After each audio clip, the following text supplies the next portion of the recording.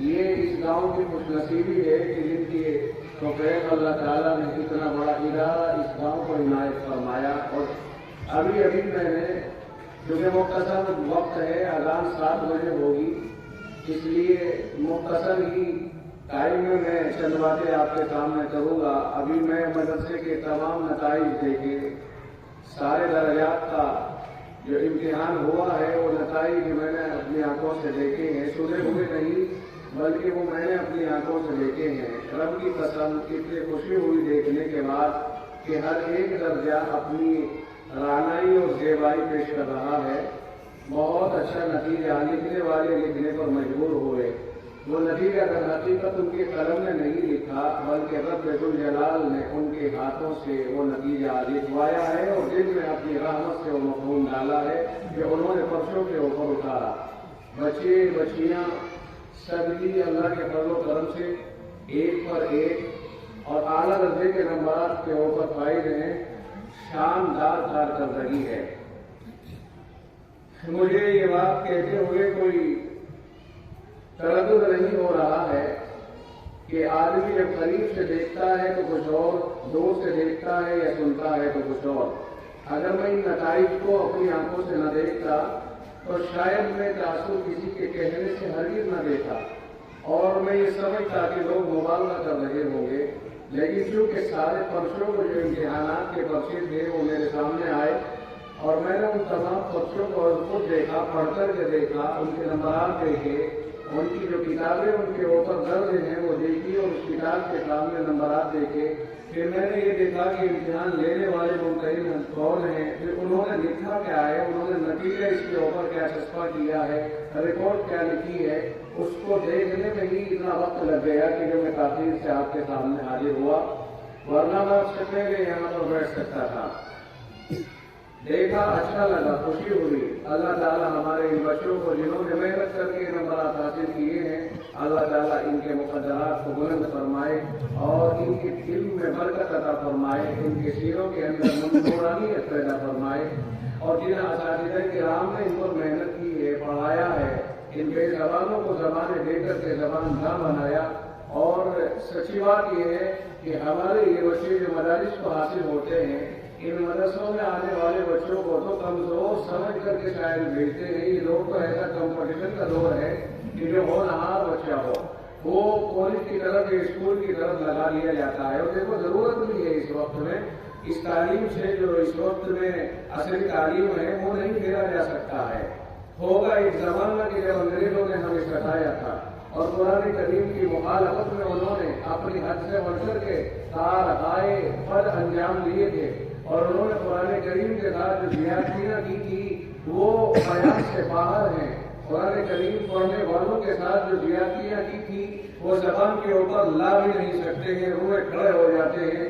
ہمارے ان بزرگوں سے اور ان بڑوں سے اور قوم مسلم کے ان جیالوں سے اگر زندہ کر کے پوچھا جائے تو شاید وہ آج اپنی داستان علم کو ہمارے سامنے بیان نہ کر پائے، ان کے ساتھ جو کچھ ہوا تھا۔ لیکن انگریز نے جو کیا سو کیا، کرتا رہے دنیا میں۔ اسلام وہ پودا ہے، کاٹو گے تو ہرا ہوگا۔ یہ کٹتا ہے تو نئی کوملیں دیتا ہے۔ اس کے یہاں یہ نہیں کہ اگر کسی نے کاٹ دیا تو یہ تنا سوکھ جائے گا، بلکہ جتنا اس کو دبانے کی کوشش کی جاتی ہے اتنا ہی یہ بلندیوں کے اوپر آتا ہے، اتنا ہی ہرا بھرا ہوتا ہے۔ یہ اسلام کی خصوصیت ہے۔ آج بھی دنیا بھول میں ہے۔ شاید لوگ یہ سمجھ رہے ہو کہ ہم یہ کر سکتے ہیں اور یہ وہ بھول میں ہے، جتنا ہاتھ ڈالیں گے اتنا ہی تیزی کے ساتھ بڑھ کر کے آئے گا۔ خدا رحم فرمائے ان لوگوں کے اوپر جنہوں نے ہمیں بیدار کیا۔ آج امت مسلمہ کو بیدار دیتا ہوں کہ پہلے کے مقابلے پر اب پڑھے لکھے ہم میں بہت زیادہ ہیں اور تیزی کے ساتھ تعلیم کی طرف ہمارا رجحان ہے۔ ہم کسی بھی میدان میں الحمدللہ اس وقت میں کسی سے پیچھے نہیں ہے۔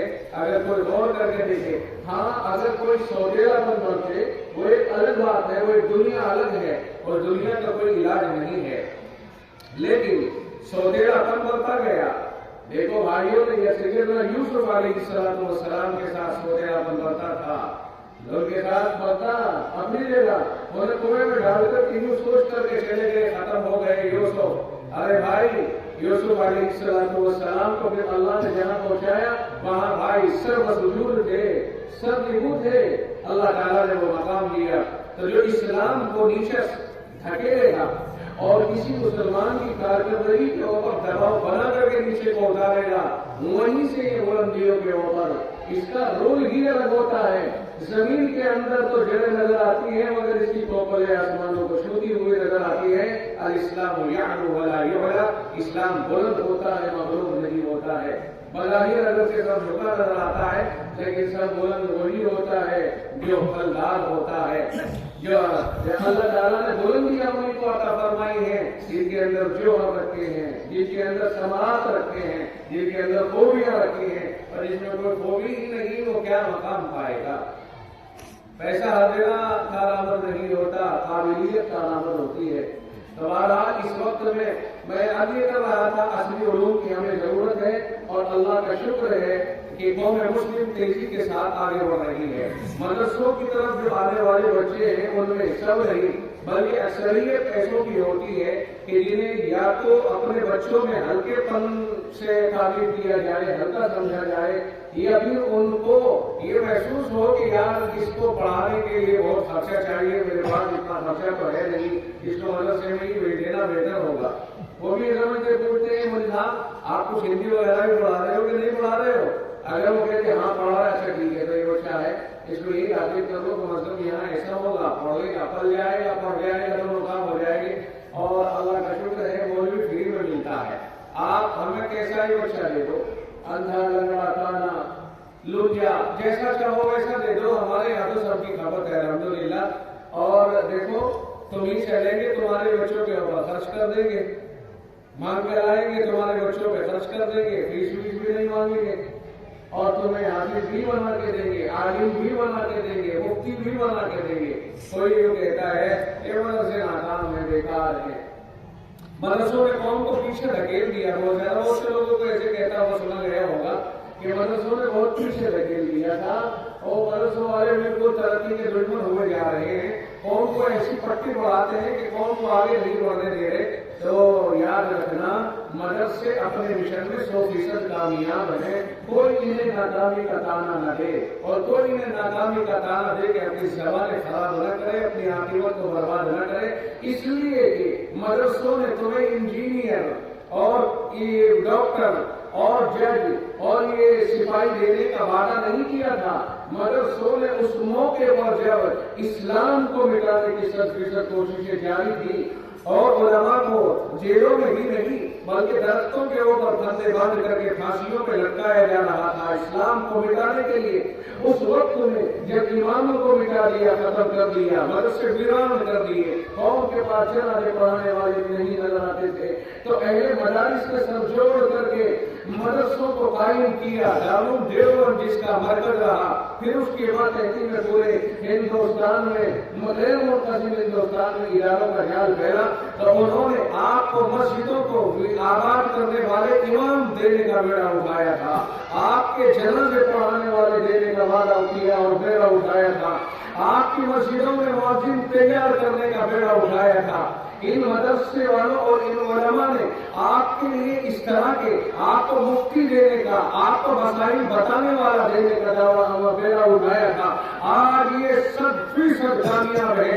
آپ کہیں اگر گاؤں کے کنارے پہ مسجد بنائے، امام بھی ملے گا، مؤذن بھی ملے گا، آپ کو مسائل بتانے والے بھی ملیں گے، آپ کو مفتی بھی ملیں گے، سب ملیں گے۔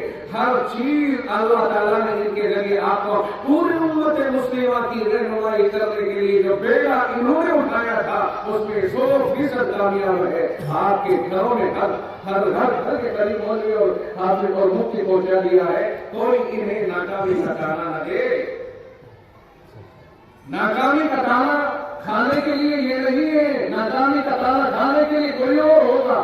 آپ اس سے پوچھئے، آپ پارلیمنٹ میں پہنچ گئے، آپ نے پارلیمنٹ کے اندر کتنی ہماری نمائندگی کی ہے، ناکام تمہارے اپنے ایم ایل اے ہیں، تمہارے اپنے منتری ہیں، تمہارے یہ اس طرح کے جو ووٹ لے کر کے آگے پہنچ کے تمہاری ترجمانی نہیں کر پاتے ہیں، ناکام تمہارے پاس ڈاکٹر ہو سکتے ہیں، انجینئر ہو سکتے ہیں، وکیل ہو سکتے ہیں، جو تمہاری قوم کے مقدمے لڑنے کو تیار यादगी होते हैं, नाकाम ही हो सकते हैं। मदारिस नाकाम नहीं है, मदारिस ने रुचि अता की है तुमको। मस्जिद, इमाम और मुदर्रिस, मकतब से लेकर के बुखारी शरीफ पढ़ाने वाले हर तरह के अफराद कौम को अल्लाह ताला ने मौलवियों के जरिए अता फरमाए हैं। और खर्चा कोई नहीं है, खर्चा वही है, चार सियाने मांग करके इधर से लाए उधर को लाए और इधर से लाए इधर खर्च कर दिए। कौम के गरीब बच्चों को कौम से मांग करके फिर उन्हें आलिम बना करके बेहतरीन संभाल करके दिया है।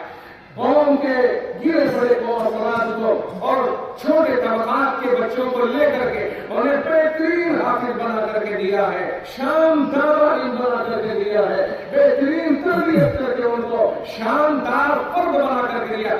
आज उम्मत के अंदर अगर आप देखेंगे तो इंशाअल्लाह अज़ीम जी हम दावे के साथ कह सकते हैं, और दावा करना हमारा बजा होगा, बेजा नहीं होगा। दावा ये है कि तमाम तबकात अपने अपने प्रोजेक्ट पेश करे, कॉलेज अपना प्रोजेक्ट लेकर के आए, यूनिवर्सिटीज अपने प्रोजेक्ट लेकर के आए, स्कूल अपने प्रोजेक्ट लेकर के आए और मदारिस अपने प्रोजेक्ट लेकर के आते हैं। और फिर लगा लीजिए कौन सुधरा हुआ ज्यादा होगा, कौन पाक ज्यादा रहने वाला होगा, कौन साफ ज्यादा रहने वाला होगा, कौन अल्लाह के ज्यादा करीब होगा, कौन अल्लाह के कुरान की तिलावत ज्यादा करने वाला होगा, कौन नमाजी ज्यादा होगा, कौन रोजेदार ज्यादा होगा, कौन अल्लाह से डरने वाला ज्यादा होगा। हमारा खुला चैलेंज है दुनिया को, लाओ मदारिस के मुकाबले पर लेकर के तो आओ।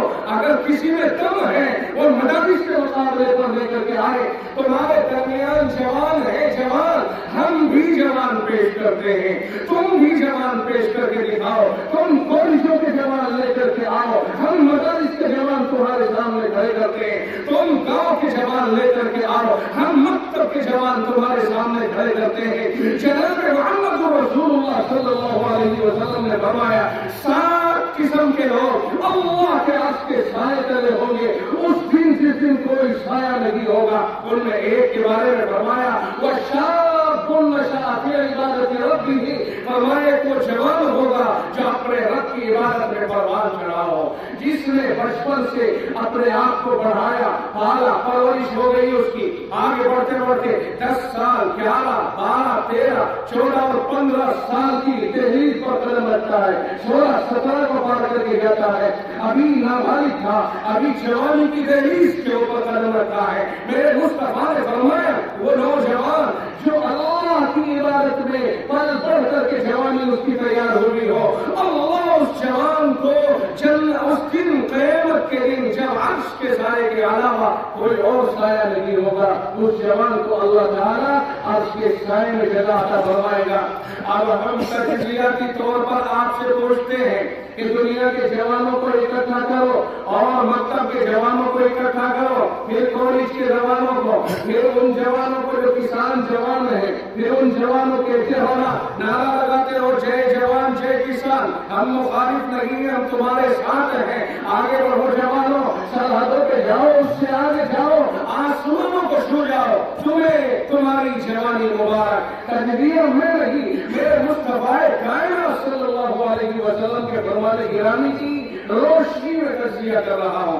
आप आइए, जवानों को लाइए, दुनिया के जवानों को चैलेंज है हमारा खुला, और मदरसों के जवानों के बराबर में लगे खड़ा करो। आता है हमारे वो जवान जिसकी जवानी अल्लाह की मर्जी के मुताबिक तैयार हुई हो, उस जवान को अल्लाह उसका साया अता करेगा क़यामत के दिन। अब एक जवान तुम्हारा है, एक जवान हमारा है, एक जवान कॉलेज का है, एक किसान का जवान है, एक मजदूर का बेटा जवान होता है। तो बच्चे मदरसों में जो पढ़ने वाले हैं, आपने 8 साल की उम्र का बच्चा मदरसों के हवाले किया, सुबह उठा, उसने कहा ला इलाहा इल्लल्लाह, उसने अल्लाह का कलाम पढ़ा, फिर वो पढ़ता गया, वो 9, 10 साल, 12 साल, 14 साल का हो गया। वो सुबह का मामूल है उसका, फजर की अज़ान से पहले उठता है, उठते ही पहले वो अल्लाह के नाम की दुआ पढ़ता है, अल्हम्दुलिल्लाहिल्लज़ी अहयाना बअदमा अमातना व इलैहि नुशूर। तमाम तारीफें उसी अल्लाह के लिए हैं जिसने हमको दोबारा जिंदगी अता की, मौत जैसी नींद सुला देने के बाद फिर हमने ہے اللہ ہی کی طرف لوٹ کر کے سب کو جانا ہے. ایک دن آئے گا موت کے بعد اللہ ہی کی طرف لوٹ کے جانا ہے. اس نام سے وہ اپنی آنکھ کھولتا ہے, اللہ کے نام سے. پھر وہ قرآن اٹھا کے وضو کر کے وہ اپنا قرآن کریم پڑھتا ہے, اللہ کا کلام پڑھتا ہے. قرآن وہ مقدس کلام جو اللہ نے خود بولا, خود نازل فرمایا, اس کلام کو پڑھتا ہے. وہ کلام جس کے آنے کے بعد دنیا میں کوئی کتاب باقی نہ رہی. تورات بے شک اللہ کی کتاب ہے, انجیل اللہ کی کتاب ہے, زبور اللہ کی کتاب ہے, کتاب اللہ ہونے میں کوئی شک نہیں. لیکن جب قرآن کریم آ گیا, اب تورات کی, انجیل کی اور زبور کی ضرورتیں ختم کر دی گئی. کہا قرآن کے ہوتے ہوئے اب کوئی آسمانی کتاب باقی نہیں رہے گی. اور جب رب نے آسمانی کتابوں کو روک دیا تو زمینی کوئی کتاب قرآن کا مقابلہ کیسے کرے گی؟ جب رب نے اپنی ہی بھیجی ہوئی کتابوں کو قرآن کریم کے آنے کے بعد یہ کہہ دیا, لو كان موسیٰ حيا لما وسعه الا اتباعي. سرکار دو جہاں صلی اللہ علیہ وسلم نے فرما دیا, اب اگر موسیٰ علیہ السلام بھی دنیا میں زندہ ہو کر کے آ جائے تو میری اتباع کے بغیر چارہ کار نہیں. مطلب یہ ہوا کہ انہیں قرآن بھی پڑھنا پڑے گا, انہیں سارے وہ کام کرنے پڑیں گے جو میں کہوں گا. دنیا کے جوان اکٹھے کرو اور دیکھو ان کی جوانی کیسے تیار ہوئی, اور مکہ کے جوانوں کی جوانی کس طرح تیار ہوئی. اس نے قرآن کریم پڑھ کر کے اپنی جوانی کو سیٹ کیا. وہ قرآن پڑھتا ہے, صبح سبق سناتا ہے, فجر سے پہلے فجر کی نماز پڑھتا ہے, پھر قرآن پڑھنے کے لیے بیٹھ جاتا ہے, پھر اس کے بعد ناشتہ کر کے پھر قرآن کریم پڑھنے کے لیے بیٹھ جاتا ہے. پھر استاد کو سبق پڑھا سنائے, پھر کچھ لکھنا سیکھے, پھر کچھ نماز سیکھے, پھر کچھ کلمے سیکھے. پھر اس طرح دوپہر ہو گئی, کھانا کھایا, چند منٹ آرام کیا, پھر قرآن کریم لے کر کے روز سے پہلے بیٹھا, شام کے لیے پارا تیار کیا, پھر ظہر کے بعد بیٹھ کر کے اس کو سنایا, عصر سے مغرب تک کھیل کود کیا, کھانا کھایا, مغرب سے عشاء کے لیے پھر بیٹھا قرآن کریم لے کے, عشاء پڑھی تو پھر قرآن کریم لے کے عشاء کے بعد بیٹھ گیا. ارے اٹھا تو قرآن پڑھتا ہوا اور سویا تو قرآن کریم پڑھ کر کے سویا.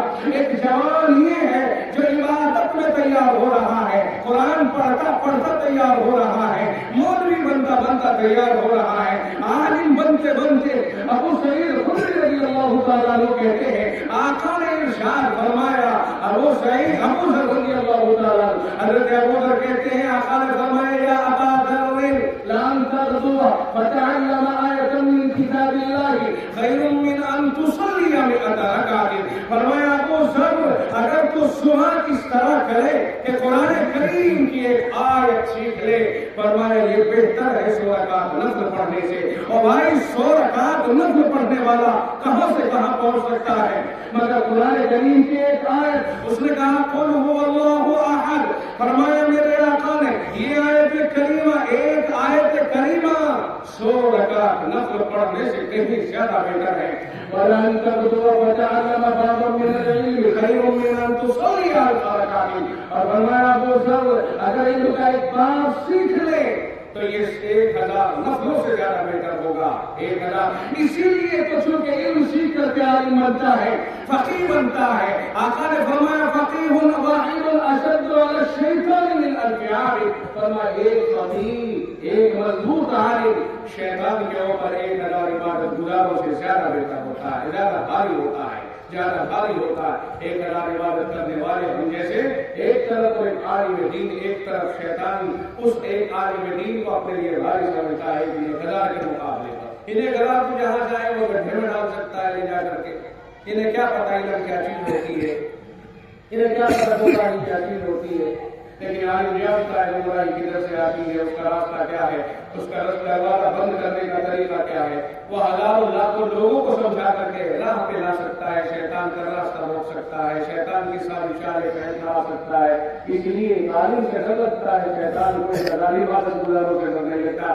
پڑھتے رہو تسبیح, کرتے رہو سجدے, جاؤ نہ کرنے کے لیے چلے جاؤ گدے دے کے کسی کو کہ مال ہڑپ کر لیا, تجارت میں گدا دے دیا, نکل گیا عمرے کو کہا حاجی کی عمرہ کرنے کے لیے گئے.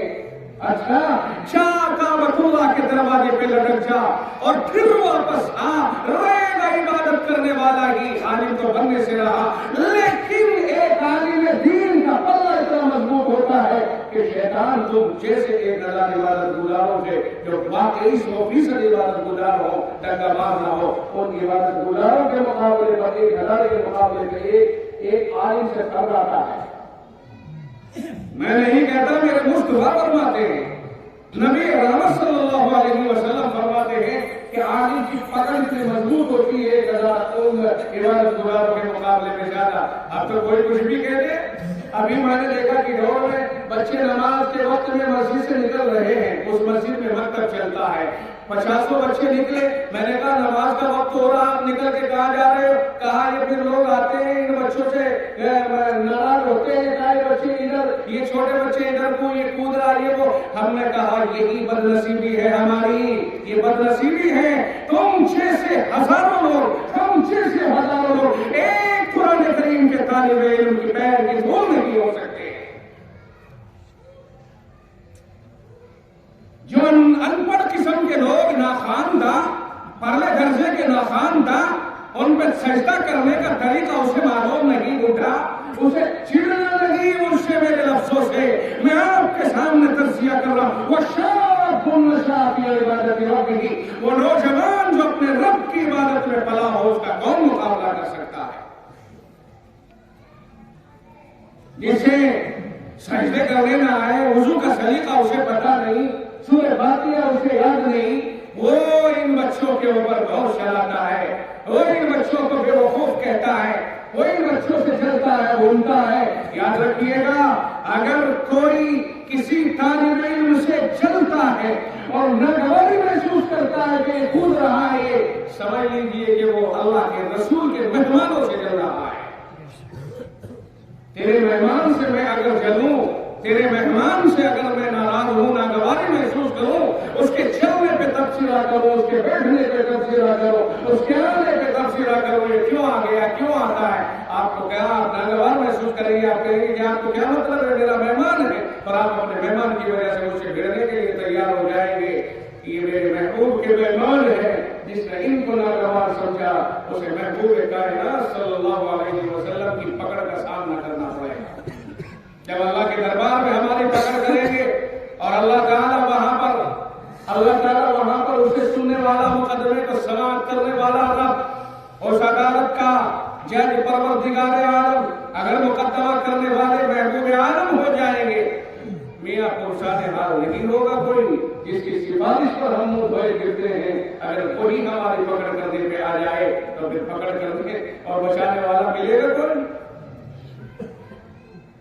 ان کا دیکھنا عبادت۔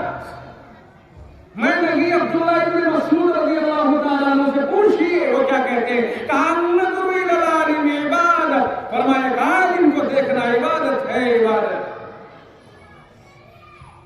آپ نظر آگے کھڑے ہوئے، ایک آدمی ایک عالم کو جو دیکھ رہا ہے، آپ بھی عبادت کر رہے ہیں، وہ بھی عبادت کر رہا ہے، مولوی صاحب بیٹھے ہیں آرام سے۔ عالم کا سونا اس لیے عبادت مانا گیا ہے کہ وہ تو عشاء کے فرائض پڑھا کے سویا ہے، جتنے بھی مقتدی تھے سب کے برابر اکیلا ثواب لے کے سویا ہے، ساری رات کرتے رہنا تو کرو گے، اس کا کچھ نہیں بگاڑ سکتے۔ صبح کو اٹھے گا، سارے مقتدیوں کو نماز پڑھائے گا، پھر سب کے برابر اکیلا ثواب لے کر کے جائے گا، اور ہمیں ایک کا ثواب ملا اور اسے سب کے برابر ثواب ملا۔ اس کے وہ سو گئے، جب بھی توڑے نہیں، ہم ساری رات کی عبادت کریں تب بھی اس کے برابر نہیں۔ اللہ تعالیٰ ہمیں سمجھ عطا فرمائے۔ میں کہہ یہ رہا تھا کہ ضرورت سب کی ہے، آج اس وقت میں سارے علوم حاصل کرنے کی ضرورت ہے۔ ہم تو شکریہ ادا کرتے ہیں حالات کا، جو حالات ہم پہ آئے کئی سال سے، 8 سال سے 7-8 سال، ہم تو شکریہ ادا کرتے ہیں حالات کا کہ جگہ دیا۔ پہلے دور میں ہم سوئے ہوئے تھے، اس دور میں الحمدللہ مسلمان پیدا ہوا ہے۔ آپ کالجوں میں دیکھیں مسلمانوں کے بچے الحمدللہ بہت آگے بڑھ رہے ہیں، اچھے نمبرات لا رہے ہیں، مدرسوں میں بھی جا رہے ہیں، کالجوں میں بھی جا رہے ہیں، وہی بچہ مدرسے میں بھی جاتا ہے، وہ خانے میں تیاری بھی کر رہا ہے اپنی۔ آج مدرسے کے بچوں کو بڑا شوق لگ رہا ہے، ہمارے اکادر الاسلام ہے 200، 250، 300 بچے الگ سے تیاری کر رہے ہیں، ٹیوشن کر رہے ہیں۔ تیزی کے ساتھ آگے بڑھ رہے ہیں. اور میں کہتا ہوں آپ کو، جس کے سینے میں قرآن کریم ہوگا، دماغ کے اندر قرآن کریم کا نور ہوگا، اس کے مقابلے پر تم نہیں آ سکتے ہو. اگر وہ اپنی پر آ جائے، وہ IAS بہترین بنے گا، اس کا مقابلہ نہیں کر پاؤ گے، اس لیے کہ اس کا دماغ بہت کھلا ہوا ہے. جس نے 20 بار علم کر لیے، کوئی چھوٹی چھوٹی چیزوں کو کیا سمجھتا ہے؟ اس کا دماغ اللہ نے کھول دیا، اسے یاد کرنے کا ملکہ آ گیا، اسے جذبہ آ گیا. جب وہ کسی کتاب کو دیکھے گا تو انشاءاللہ العزیز ہمارے جوانوں سے بہترین کارکردگی کر کے دکھا دے گا. تو میں نے عرض کیا کہ وشاب النشا فی عبادت ربی، اپنے رب کی عبادت میں جو جوان پڑھ کر کے تیار ہوا، اللہ اسے قیامت کے دن عرش کا سایہ عطا فرمائے گا، عرش کا سایہ عطا فرمائے گا. وہ جوانوں، ان جوانوں کو دیکھو جو اس وقت میں موبائلوں کے اوپر، نیٹ کے اوپر اپنی بربادیوں کو پکار کر کے اپنے گلے کا ہار بنا رہے ہیں. ان جوانوں کو دیکھو، ان جوانوں کو دیکھو جو صبح سے لے کر شام تک اللہ کا کلام پڑھتے ہیں. بڑے ہو گئے، مولوی بننے لگ گئے، 22-23 سال کا ہو گیا، اسے فرصت ہی نہیں ملی. یہ کب گناہ کرے گا اسے پتہ ہی نہیں چلا ہے. اور اگر تھوڑی بہت دیر اثر کے بعد نکل کے ٹہلنے کے لیے چلا جائے اور کھیل لے، کود لے، دوڑ لے، اس پر بھی ہمارے جوانوں کو طنز کیا جاتا ہے. موئی سال مدرسے کے بچے بڑے بدماش ہیں. ساری دنیا کو یہ بدماش نظر آئے ہیں. بدماش تو بدماش رہا نہیں، اور یہ نیک مارد یہ بدماش نظر آنے لگ گئے. ہم ہاپوڑ میں رہتے ہیں، ہمارے پاس شکایتیں لے کر کے بہت سے لوگ آتے ہیں. اجی وہ تمہارے بچے ادھر کو جا رہے گی، تم وہاں نہ جانے دیا کرو، خطرہ. تیرے باپ کے نوکر ہیں ہم، تیرے لیے خطرہ نہیں، ہمارے بچوں کے لیے خطرہ ہے. دنیا کو یہی نظر آئے، دشمنوں کو تو آ ہی رہی ہے نظر، اپنوں کو بھی نظر آنے لگ گئے. پیر اگر ان کے کھلنے نہ پائے کیا ہوگا؟ انہیں لونجے بنا کر کے مدرسوں میں چھوڑ دیں، باہر نکلنے ہی نہ دیں. جیسے ہی باہر نکلے شکایت لے کر کے آنے لگے. کون آ رہا ہے شکایت لے کر؟ وہ بدماش جو کبھی مسجد کا راستہ نہیں دیکھتا ہے، وہ جس کی اولاد اس کے کنٹرول میں لگی ہے، اسے گھسیٹنے کی اس کے باپ کو اس کی دھمکی دی جا رہی ہے. وہ شکایتیں ہمارے بچوں کے لے کے آتے ہیں.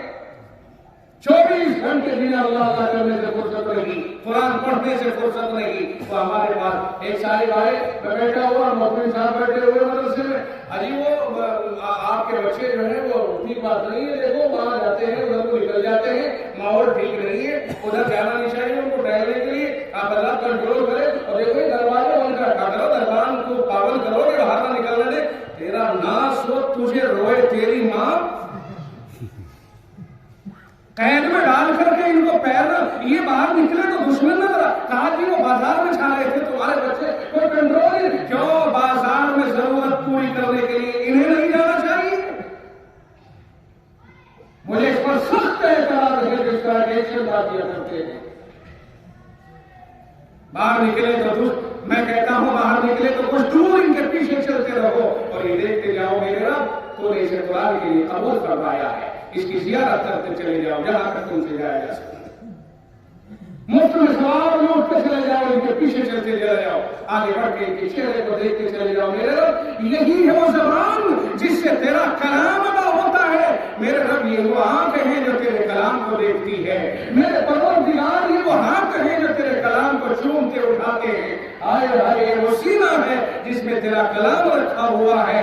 آئے ہائے انہیں دیکھ کر کے ٹھنڈا دل کیا کرو، کل قیامت کے دن اللہ تعالیٰ انہیں کی برکت سے معاف فرما دے گا.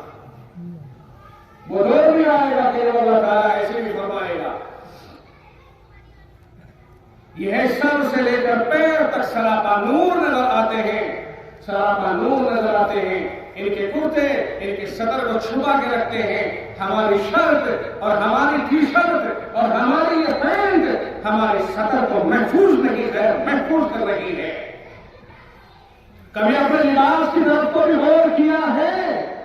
یہ فرشتے یہ فرشتے میں تجزیہ کی بات کر رہا ہوں، میں اس جوان پر بول رہا ہوں جو عرش کے سائے تلے اللہ تعالیٰ قیامت کے دن کھڑا کرے گا، اور اس کی ضیافت کے لیے اللہ تعالیٰ فرشتوں کو میزبان بنا دے گا، اور یہ اللہ والے فرشتوں کے ہاتھوں سے میزبانی اور مہمانی کا شرف حاصل کریں گے۔ میرے بھائی، اللہ تعالیٰ نے ایک ایسا بنایا ہے اپنے کلام کی برکت سے، ان جیسا کوئی بنے تو صحیح، ان جیسے کسی کے الفاظ نکلے تو صحیح۔ آج دنیا کے وزرائے اعظم، آج دنیا کے بڑے بڑے وکلا، آج دنیا کے بڑے بڑے لوگ، ان سے الفاظ کا تلفظ تک نہیں آتا ہے۔ اگر دیکھیں گے تو جیم کی جگہ سا اور سا کی جگہ جیم، یہی وہ طبقہ ہے جو ہر حرف کی جگہ کو جانتا ہے کہ 2000 کہاں سے نکلے گا۔ بولنے کا جنہیں سلیقہ نہیں، وہ ان کے اوپر انگلیاں اٹھاتے ہیں۔ ایک منٹ کوئی کسی عالم کے سامنے گفتگو میں نہیں ٹھہر سکتا ہے۔ ایک ایک لفظ جن کا قرآن کریم کی برکت سے صاف ادا ہوتا ہے، ان کو تنقید کا نشانہ بنا دیتے ہیں۔ ان جوانوں کو دیکھو، فکر کرو، ہمیں نہیں آپ بھی سب فکر کریں ان جوانوں کی جو آج نشے کے اندر لت پت چلے آ رہے ہیں۔ آج نشہ کون ہے جو گاؤں، جو شہر، جو محلہ، افراد کو تو نہیں کہتا ہوں کہ افراد تو بچے ہوئے ہوں گے، لیکن گاؤں کون سا ہے ایسا جو بچا ہوا ہو؟ خاندان کون سا ہے جو بچا ہوا ہو؟ کون ہے جو ان کو نشے سے روکے؟ کون ہے جو ان کو بدکاریوں سے روکے؟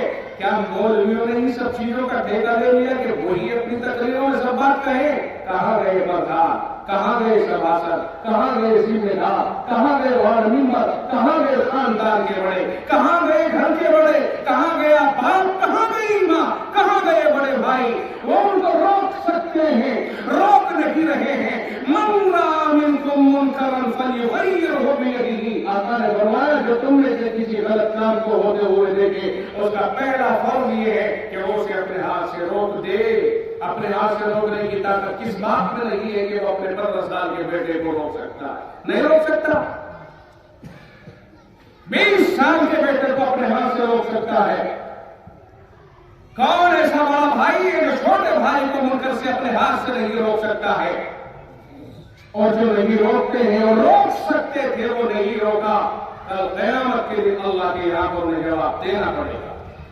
پھر ہاتھ سے نہ روک سکے تو زبان سے روک لے۔ سمجھا تو سکتے ہیں، سمجھانے کا مرتبہ دوسرا ہے، نہیں سمجھا رہے ہیں۔ کہنے لگے آپ سمجھائیں گے تو یہ الٹا پڑے گا، یعنی خواہ الٹا بولے گا چھوڑ پڑے۔ جو آدمی یوں سوچتا رہے دوسروں کو بھی کہتا رہے، تو یہ بتاؤ کہ سمجھانے والے کہاں سے پیدا ہوں گے؟ نہ تو خود سمجھاتے، نہ دوسروں کو سمجھانے والے کو کہتے کہ یار سمجھا دے، وہ کہتے یار چھوڑ پڑے، بدتمیز ہے نا، اس کے منہ مت لگنا۔ ارے بدتمیز کو تو ہی تمیز دینی ہے کہ مطلب وہ الٹا بولے گا، انشاءاللہ کا سیدھا بھی بولے گا۔ تیسرا مرتبہ اگر کوئی اپنی زبان سے بھی نہیں کہہ سکتا، چلیے تو آقا نے فرمایا کہ ایمان کی آخری درجے کی پہچان یہ ہے کہ وہ اپنے دل سے اس برائی کو برا سمجھے۔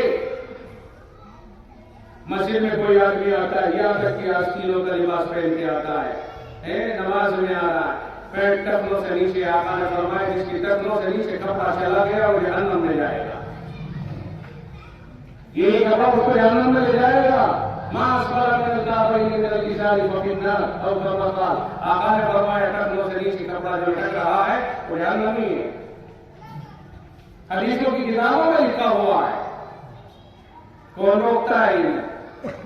یہ پٹا ہوا، جی یہ کٹا ہوا کون ہے؟ رئیس کا بیٹا ہے۔